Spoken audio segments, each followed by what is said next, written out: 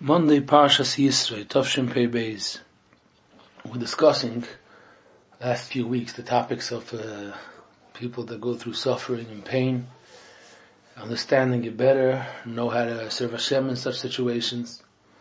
So the Parshas of Shmois V'Eir Boy B'Shalach Yisro actually teach us how a person is supposed to go through situations of Golus and Geula, situations of a person goes into a matziv that he doesn't know why he's there and what's happening, and there's so much suffering, and then salvation, getting out of it and seeing the light in the end of the tunnel. And in Parshas B'Shalach there's a big part of the Parsha explains something that a person afterwards could understand why they went through what they went through, while when they were in the situation, they couldn't have understood that. They couldn't have understood that. And before we go into depth on understanding it better, but that on its own, just the outline of it. When a person is in a matziv, then even if they learn about it, and they try to be mechazed themselves with emunah and all that, but still, right now they're supposed to be in Golus, so right now it's very limited, the amount of understanding that they could comprehend, how much they could actually celebrate as much as they want, because that's part of the Golus that they're in. That Hashem takes away the koyach to be able to really understand what's going on. But afterwards, when a person reaches the goal, what Hashem wanted, there's a time that comes, and there's a level of pain that the person had suffered already, and Hashem decides, okay, we're ready to go. It's also, of course, the achnoah in the person's heart, that Hashem feels that the person reached wherever they were supposed to reach, so they're ready. The person is ready to get out of it. Then, they could see, they could understand, retroactive, they can understand so many things. Now, it helps a person, a gewalt, because once a person had one issue, and afterwards they saw retroactive, why it had to be like that, and they go out of their mind. Wow, I would have never been able to chop that, but now I could see it, and then they have it again and again. So then, it gives them that comfort when they go through a new situation. I don't know why, but I'll see already one day. They smirk. They're like, it has a plan. Not only it has a plan, just most probably one day I'll know some of it. To know all the cheshbonos, but to know some of it. A young man told me that he was going through, of Kinshum Yiddish gedacht, Rachmon litzlan, he had a child that was diagnosed. A young boy, 12 years old or something like that. And it was in the beginning of COVID. And the child had to go through treatment with the whole situation, whatever comes with it. And it was COVID, so they didn't let in only one parent. Nothing doing. There never could be two parents at a time. So this is usually, a person that experiences this hardship, usually it feels like, in addition to the situation, things are so complicated. That now, there could only be one parent and shifts, and it makes things harder. But this person had his head on his shoulders just practically. Like, what are we going to do? So he told me that he had a decision that he made in his house, that he will be the one in the hospital all the time. By every treatment, before, middle, after. And his wife will be the one in the house, because he doesn't see any other way things are going to be better. There could anyways only be one parent, and the house has to run, and there's other children in the family, and he could afford to be there nights and days, and the house is going to continue running. Now this was a journey, but this was 9 months, the amount of treatments, a week before, the week of, and the day, or the week, that his child finished the last treatment, they changed the rules. That now, two parents could be there. Now, looking back, it's a few months later now, A few months later, the child Baruch Hashem is doing fine. Hashem should help him weiter. He should continue being healthy. And Baruch Hashem, the kid is back in yeshiva, and Baruch Hashem, he's fine and upbeat and everything. So I asked this young man, what with the baggage that comes along? This is a very tough, emotional journey. It takes a toll on parents, on the child, on the family. And he tells me, Baruch Hashem, Baruch Hashem, Baruch Hashem, we're in a great, great state. It's Baruch Hashem amazing. So he tells me matter-of-factly that, again, it's painful, but it's so important to know about it. He says, my wife never saw this child suffering what I saw. She never saw it throughout the whole journey. The throwing up, being in bed with Yisurim, suffering, pain, physical pain, not being able to sleep at night. Hashem Yirachem, my wife never saw it. She only saw the child coming home. I was able to handle it. She wouldn't. It would have left a scar, emotional scar, much deeper, because as we know, emotions is real and very deep. And he says, and I look back and I see, I had such a ness. I had such an unbelievable ness that Hashem decided, you'll do this part, he'll do this part, go along with me, hold my hand, this is the journey you have to go through. And it was a ness for me. Private ness is that only one parent should be able to come to the hospital. And this is all the time, of course, but when a person is in it, it's not possible to see it. It's not possible to see it. And it's bedavka. It's part of the nisayon. You can see it. But afterwards, there's a chiyuv a person should go through and see those little details, how Hashem made sure that the details that we can't think of, Hashem took care that things should be, whatever could be comfortable, whatever could be easier, should be easier, coming in from all sides. And this idea, this concept, is very much elaborated in Parshas B'Shalach. Many, many Sforim explain that Yidden, after going through what they went through, and we're talking about years and years and generations, it's not only generations of people that are in Mitzrayim and are suffering, with the biggest, all the kinds of suffering that there was. And then when they went out, and then they had to go through Kriyas Yamsov as well, but then when they thanked, if we look closely in the Shira, they were not only thanking about getting out of Mitzrayim, just they were thanking that now they understood why they had to be in Mitzrayim. A very big yesod in Yiddishkeit, and the Torah is teaching it to us. Simple psukim is not only a vort, that's how things work. Oz Yosher Moshe. So there's a lot of diyukim, the Sfas Emes, and also many different svarim that all say the same idea. That now they were thanking because they understood what happened to them, what journey they went through, and where they reached through going through by being in Mitzrayim. They turned into different people. They understood right now that that means we're going to be able to be Mekabel the Torah. That means we're going to be able to go into Eretz Yisrael. And that's why part of the Shiras Hayam talks about the future. Right now we're thanking on the past. Why are you talking about the future? Because they just chapped it. They just understood what happened now. So now it all came out. It came out that they're thanking about the suffering, and they couldn't have understood that. They couldn't have understood that because you didn't reach that level. When a person is in the suffering, they always feel, I don't think I need it. I like, no thanks, when they're in the suffering. But when a person is out of it, and now the deal you got, then you made the money, you achieved whatever you were supposed to achieve, and now you finish the suffering as well. So now a person could really, really thank for real. You don't have to be a Baal Madrega. When you finished the suffering, and right now you see what you reached, and right now you're not suffering anymore, then a person could really be'emes thank on the Ra, because he understands that it wasn't Ra. That's the concept that all this forum explained part of the Shiras Hayam. The Beis HaLevi explains the Medrash with this. The Beis HaLevi Parshas B'Shalach, a beautiful piece. The Beis HaLevi says that the Medrash says that Moshe Rabbeinu started thanking with the word Oz Yosher Moshe.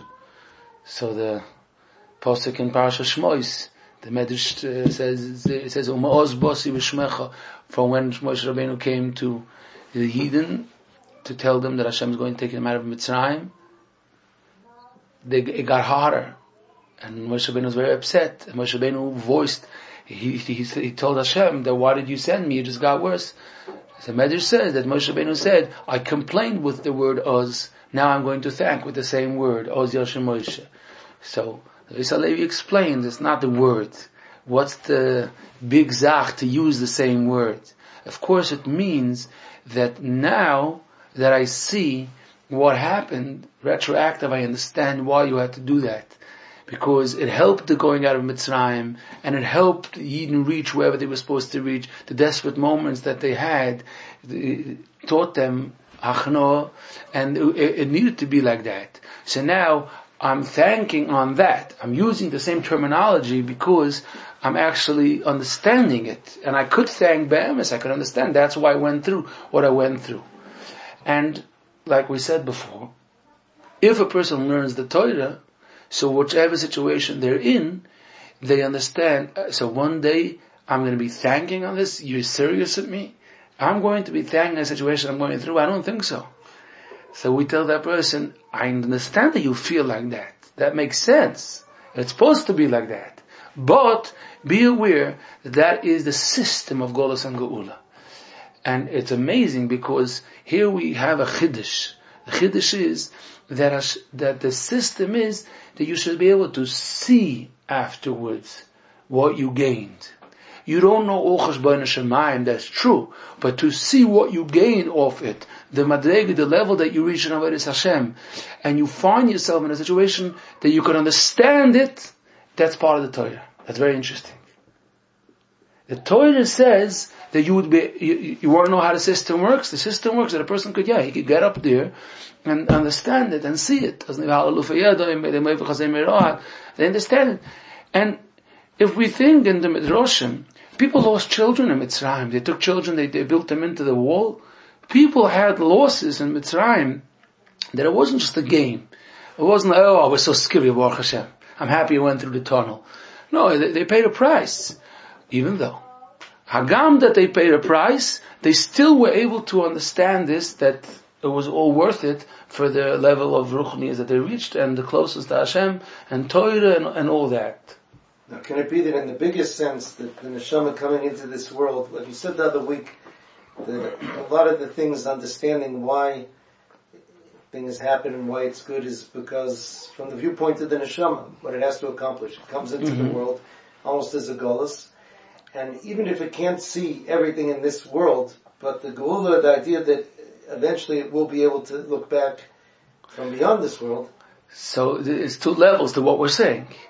There's the level of after a person leaves the world, and then the neshama could actually really see, and it unfolds the whole picture.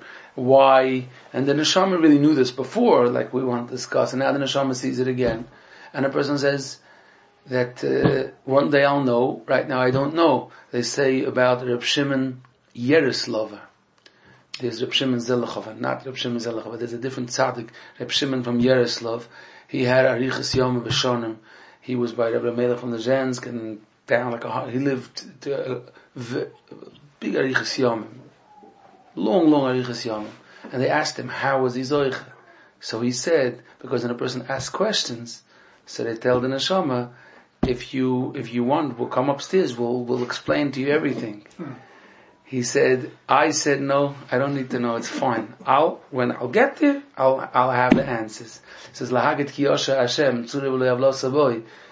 So, Reb Shimon Yeruslava said, I understand Hashem is Yosha, and that gave me my Arichas Yom. I never wanted to figure out the answers and know the answers. So that's on one level, that in the end of the journey, the neshama will know the whole story. But the idea of the Shira is that Hashem shows you not the cheshboinus of the neshamas, not that, but a person that knows that they're out here for a journey of steiging, or the level of the person's shaykhis to Hashem and so on should grow. So that person will see how much they grew. They'll see, it's not in numbers, but understand that it was good for them. Like we see numerous people say, that was the toughest years of my life, but I won't give it up for anything. That sentence. Sorry for being difficult. If we take an example, a nice boy who was in yeshiva, he had an abusive Rebbe. And because of that, he suffered, he left Torah and mitzvahs. And that's it. Can he look back? There's the boy, and then there's around the boy. Oh. That means, you're saying a boy that had, this is one example of, that's an example, one of many. A good boy, fine boy, had an abusive Rebbe, because of the trauma and whatever it left, and the boy left Yiddishkeit. And that's, right now, that's the end of the story. That's how it is. That's the status quo right now. Well, first of all, the people around that boy, parents of that boy, because of such a kind of a story, went such a long journey in Yiddishkeit, such deep, that's nitzchi, and that's Torah, and it's not possible. Such deep pain is not possible that a person should stay in the same mode, not shaykh. The learning and the davening and the emunah and the yiridis and the aliyas, all that involves, made a new type of a person. That new type of a person is eternity. That new type of a person is for always. That neshama gained something that, with having a pleasant journey, it's not shaykh that would have had that. That's number one. And even without continuing further on, it's sometimes possible, the Chavis Avos could say that it's possible for one neshama to go through whatever goes through for the tachas of a different neshama. Chavis Avos says that. That means, the same way a handicapped person could come to the world just to teach others, to help others learn, understand, steig. The same way, there's different types of nisyonis. And one of the mahalchim of the nisyonis is that this is what happens. The Beis HaLevi, in this piece that we spoke, says that the Yidden understood retroactive that they were a chayfer, it's a keli for Kiddush Hashem. He uses that term for Yidden. The Yidden understood that, wow, Hashem used me as the props of the story, and look what happened. A Kiddush Hashem happened, and look how many people understood that there's a Hashem in the world, and for generations to come. And so that's why I had to suffer. Wow, I guess I paid. And when they said the Shira, they were referring to that. They were referring to that this is what happened through our suffering. And in this example that you gave and other examples, a lot of people do tshuva around. A lot of people look at things different. We discussed it 2 shiurim ago when with the last year on this topic, that changing the way a person looks at something, the perspective, is helping you do tshuva. We have to know what that means. When a person starts looking at something more real because of you, or because of something that you're going through, so that person, it just clicks, I guess that's really the reality. That's how I'm supposed to look at something. That is called nitzchias. That's called Torah. That's called, you are now serving a service for Klal Yisrael, for people to do tshuva. And then, that a person could understand in this world. This level a person could reach on this world to understand that through his journey, something good happened in steiging. Something good happened in the inner works of the person. That's something that Hashem did not hide. And if a person appreciates that and knows that that's the main goal in life, then they could actually say Shira in this world, and that part they could understand. They could understand that. Regarding to the Bach himself, what's from his perspective? Then we have different parts of the neshama. That means the neshama of a boy, we don't know the end of the story. But we know the Rambam says every neshama is going to come back. It's haftocha. We don't know how long. We're in Zman. We're so limited. But say that the neshama comes back. Neshama comes back. That's why part of our Amun is Chis HaMeisim. It doesn't end. The depression of someone that doesn't believe in Chis HaMeisim comes from finished. It's finished. You finish the book and you're like, hope it's finished. That's what happened. Dead. But if a person has Amunah, that's the Ramban, Parshas Re'eh, by Loisis Goy to do. He says there isn't any purpose. It didn't. And the end, I promise you, the end is good. Hashem, that's a promise. All these situations that a person has emunah bitochen, they don't know what they're supposed to believe because they don't know, because Hashem never told them. Maybe it's basher, something else should happen. That's in the moment. That's on the moment. You're begging Hashem that right now things should be switched around all around. I don't know.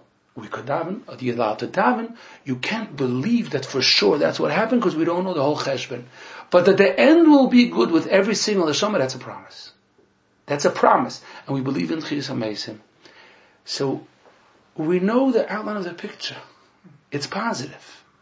That's what it is. Why this whole journey is happening, we don't know, but we know certain parts of it. We know certain parts of the neshama. My neshama has to go, the other neshama, it's a bislach. That's a small little part of this very complicated, deep in many ways. This topic. Now, interesting. Another part of this topic. Sefer Arugas Habosim. Sefer Arugas Habosim al HaTorah is 100 years ago. Be'erech. Arugas Habosim explains a very interesting thing. He says Moshe Rabbeinu, and also every person could find that in their journey. Moshe Rabbeinu wanted to be able to tell the Yidden that Hashem said He will take you out of Mitzrayim. And He came all excited, and the Yidden said, okay, and then it got worse, and it took a turn to the worse, and Moshe Rabbeinu was very, very frustrated. That's the Psukim say. So the Rebbe says, you know why Moshe Rabbeinu was frustrated? This is what he says. He says because there's no second chance for a first impression. And he says that Moshe Rabbeinu was so excited that he could give the first impression to Eden. There's a Eibishter. And he would bring it into them that they would have such strong emunah. And they would see it. Because Hashem sent me, and then He comes to them, and then it happens. And then it took a turn to the worse. And we could just imagine all the bitter people there in Mitzrayim. You know, as much as I believed, now I definitely don't believe any of those people that they say, and all those psychologists. I don't believe not in them, not in the Mechanchem, not in anybody. So that's what they said about Moshe. Moshe Rabbeinu was so frustrated and hurt because he felt that there's no second chance for that first impression. That's what the Arugas Habosim says. You can't even fix that. What are you going to send me again? But it's always, that doubt always stays in the mind. That frustration.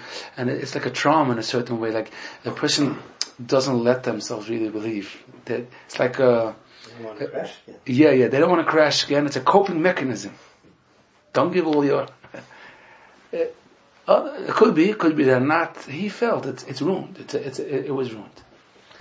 Now, the plan, he explains, Hashem told him, okay, you tell them to come and out of Mitzrayim. They went out of Mitzrayim, and then by the Shira, he understood what happened. What was the gain? So the Arugas Habosim explains that the gain was that while Hashem wanted to make the nest of Yetzias Mitzrayim, part of the nest was that Paroi should be fighting it and say no, I don't let, and all of that. If the Yidden would have been calm and they wouldn't have to work so hard, the kfira, which means watching somebody just saying no when Hashem says yes, and say I don't care and I'll do whatever I want, could penetrate, could go into a person's mind and heart, and could leave a mark there, and could leave that the person should see it's possible just to keep calm and fight Hashem.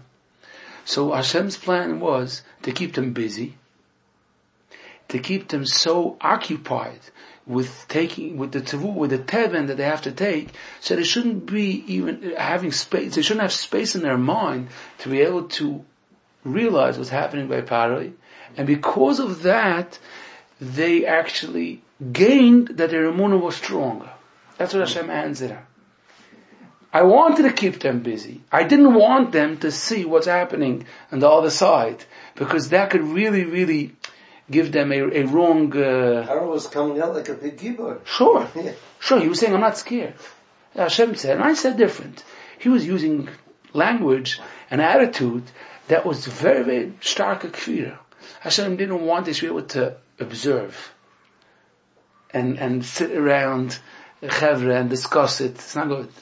It's not good. It goes in an image in the mind, and it's not good. And the truth was that it was fake, because this whole kfira was nothing, because he be'emes couldn't. Look what happened to him. But they didn't see what's going to happen to him. They would then stand there and say, you see, Rosh Hashanah, they would see that you don't need to have such Yiras Shamayim. Look, he's doing well, he's this big king, he's doing whatever he wants. And they couldn't understand that then. Only afterwards, by the Shira, once again, we reach the same idea. When the story finishes, only then I could tell you. Now I'll tell you why I did what I did. And now Moshe Rabbeinu was able to sing Oz Yashir and thank about all the hardships, because now he chapped that Hashem couldn't have told him then. And he chapped why it had to be bedafka like that. The Yidden should be busy and occupied, they shouldn't be able to see what's happening. And all this is examples of the same concept. And again, people find it in their journeys of life that they're going through something, and then it takes a turn to the worse. And they can daven and they can't learn, they can't do anything because they're so emotionally invested in the situation. And they really sometimes feel, what does Hashem have from this situation that I'm going through? Like, what's the gain? Who's gaining off this deal that I'm suffering like this? And there's a hidden message there. And sometimes Hashem doesn't want a person to be able to chap what's going on, because if they will, it would be worse. And Hashem occupies them, keeps them busy with cars back and forth to the hospital. And different types of, they're sure that it's for the worse, and it's not true. It's good. Just, we need to pass the next year. We have to fast forward it. And by keeping the person, it's like sometimes a boy that's in trouble, we just look to keep him busy, because as long as he's busy, then the damage will be controlled to a certain extent. It's the same idea. Our minds always, we don't know where it could wander and what it could do, and Hashem sometimes, while the situation is going on, keeps it like that. But even more than that. And afterwards, if a person is achmisboin, and a person is achno, and a person says shira, then a person could see more and more. But a person should know a turn to the worse is part of the parsha. It's part of the parsha, and the idea is, then you feel like this is crazy.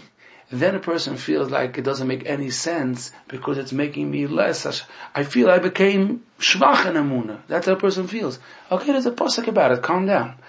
It says, I know the whole deal. It's exactly like a person calls the doctor and says that they feel that it just got worse. They say, yeah, it's the first 6 hours.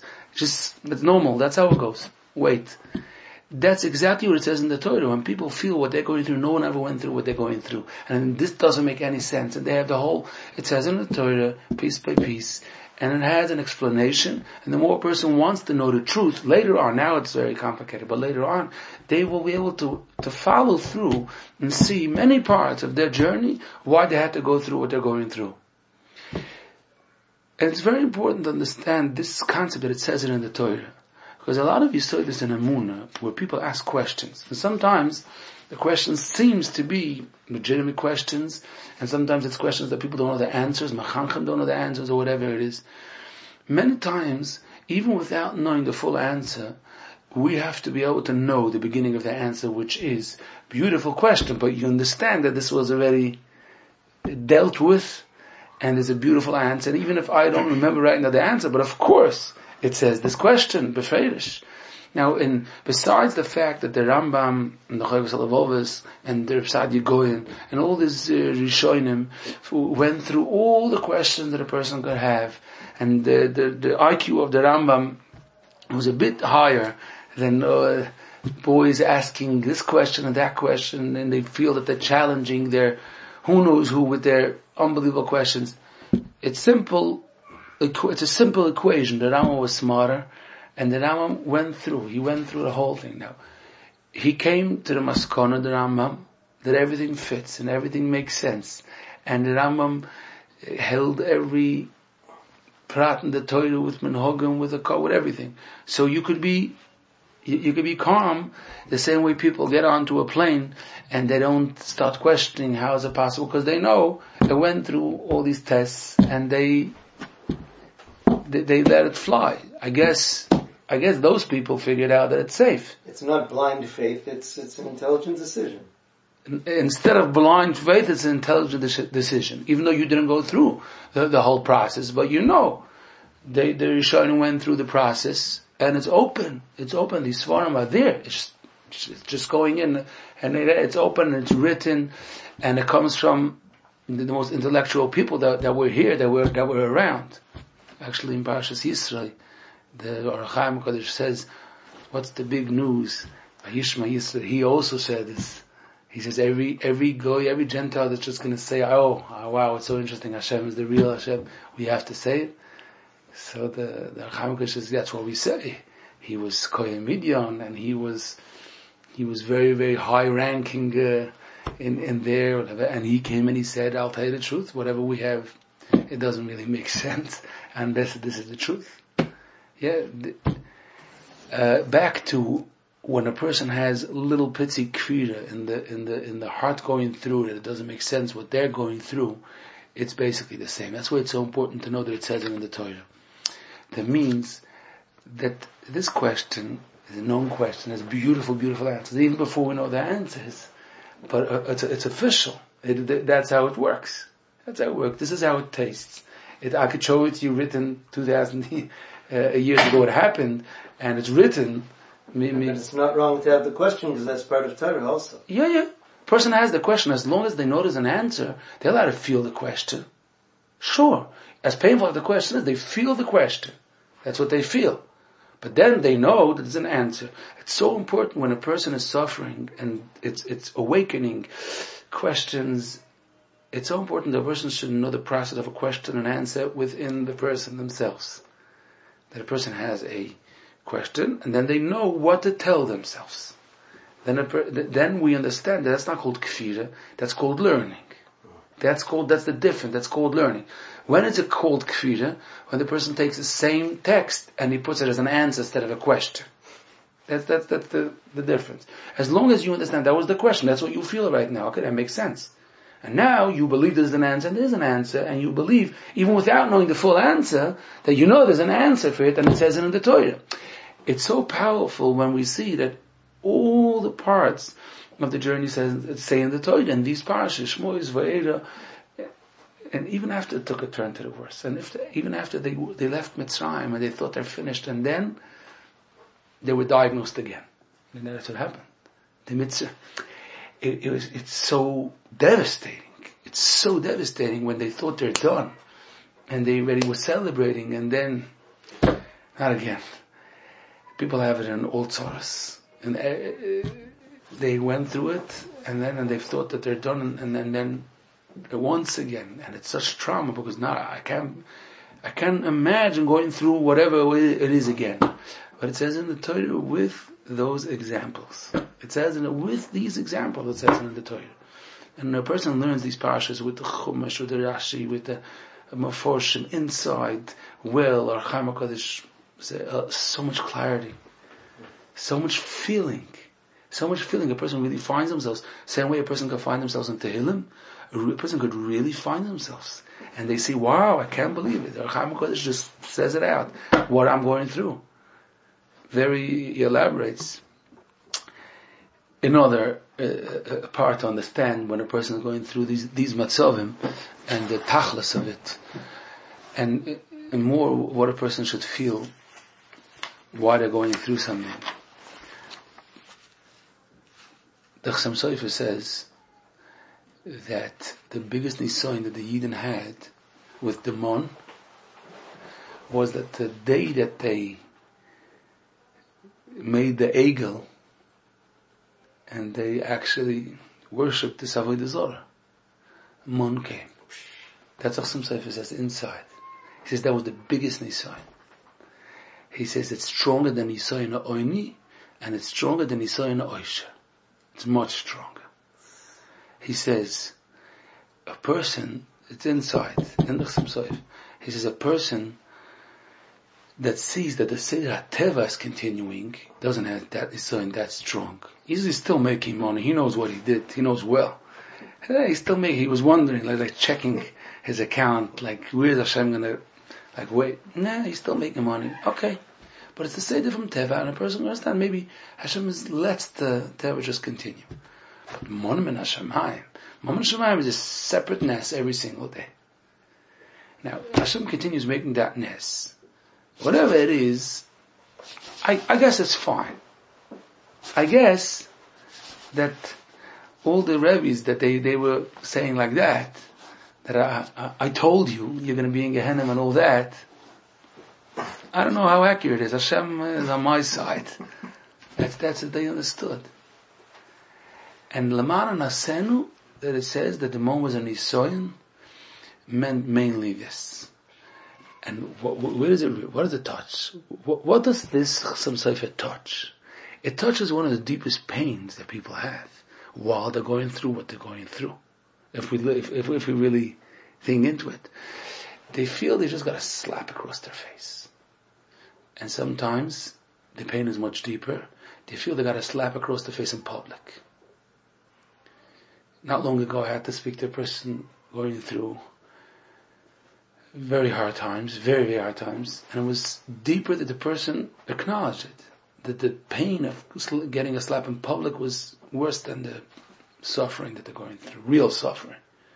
The fact that they're suffering, okay, but everybody knows, and everybody watches me and sees, and I'm the guy that officially was the frum guy from the family, and now everybody's like, you thought you're like the good guy, and look what's happening to you. It's very deep. It's very, very deep, the pain.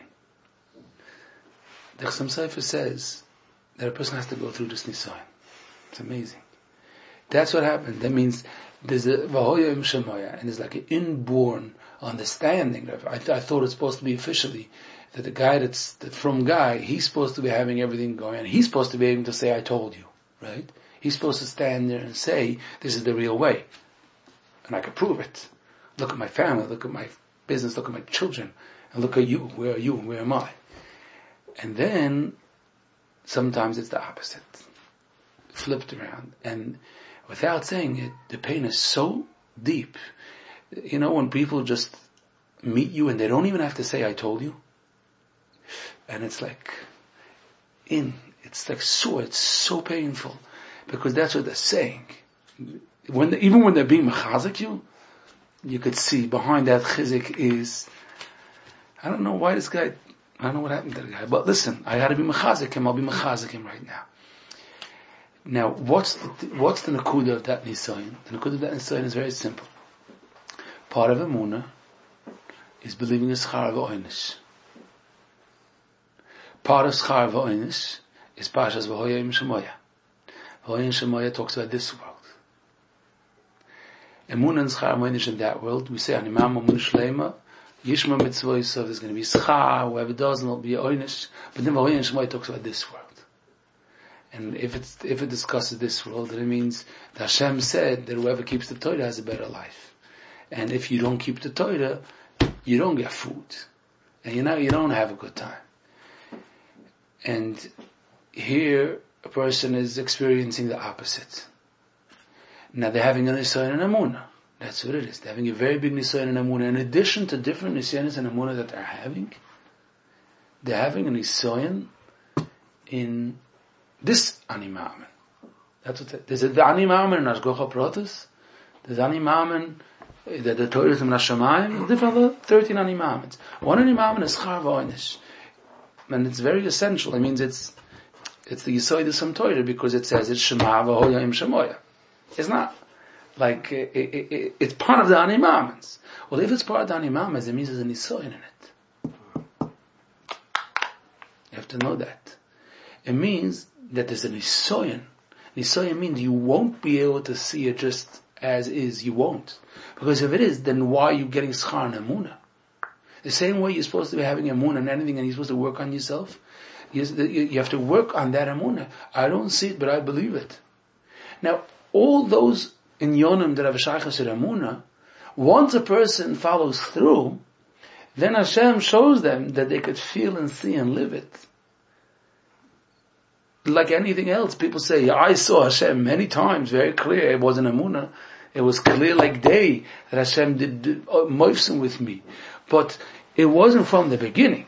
A person had to have that sense of Amunah even b'choshech, Amunoscha Baleilos. The Amunoscha Baleilos has to be in Schar V'Oinish. It has to be.